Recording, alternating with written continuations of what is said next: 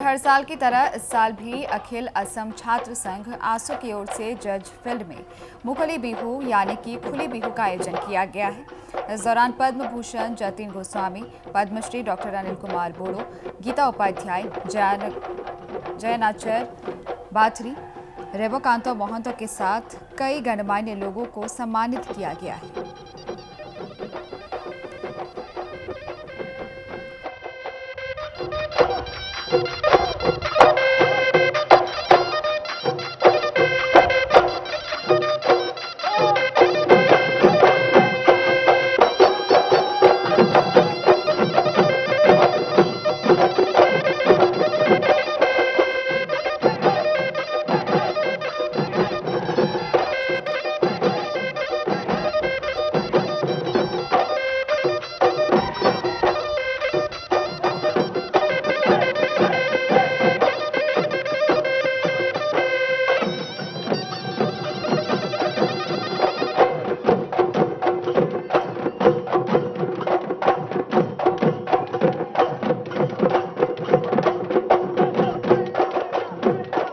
খুপাত লৈ আনিছো লাহৰি গগনা বজাই দে ও মোৰ গহনা গগনা হমিয়া মাত পৰি যাব দেখা হাত ধুলিয়াই মাৰিব চাপ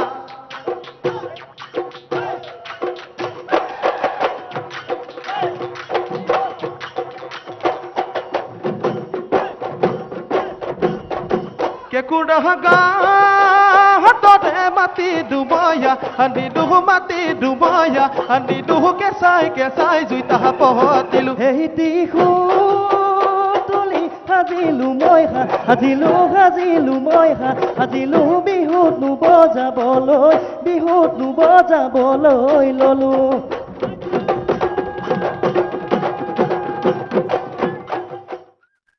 চক জজ ফিল্ডৰ এই মুকলি বিহুৰ এটা ঐতিহ্য আছে, পৰিক্ৰমা আছে। অসম আন্দোলনৰ সময়ত সাংস্কৃতিক শোভাযাত্ৰাৰে এই অনুষ্ঠান আৰম্ভ হৈছিল আৰু তাৰপিছত মুকলি বিহুলৈ ৰূপান্তৰ হ'ল।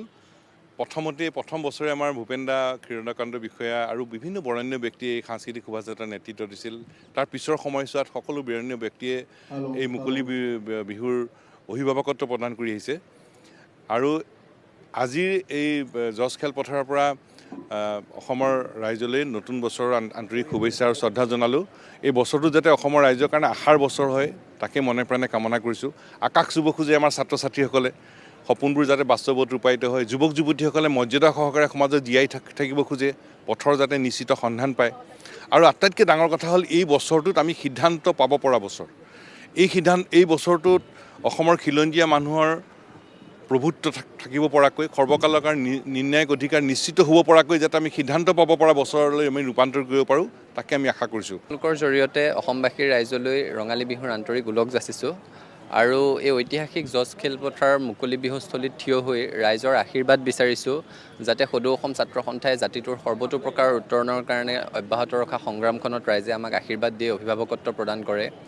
জজ ফিল্ডৰ এই ঐতিহাসিক বিহুৰ এক পটভূমি আছে, যিখিনি সময়ত অসম আন্দোলনৰ সময়ত চৰকাৰে সমদল নিষিদ্ধ কৰিছিলে, সেইখিনি সময়ত গুৱাহাটীৰ সকলো বিহু সন্মিলনী সদৌ গুৱাহাটী ছাত্ৰ সন্থাৰ আহ্বানত এই জজ ফিল্ডতে লগ হৈ ইয়াৰ পৰা সমদল বাহিৰ কৰিছিলে আৰু অসম আন্দোলনৰ সময়ত আৰম্ভ হোৱা সেই সমদলে অসম আন্দোলনৰ পৰিসমাপ্তিত এই মুকলি বিহুখনৰ ৰূপ লৈছে।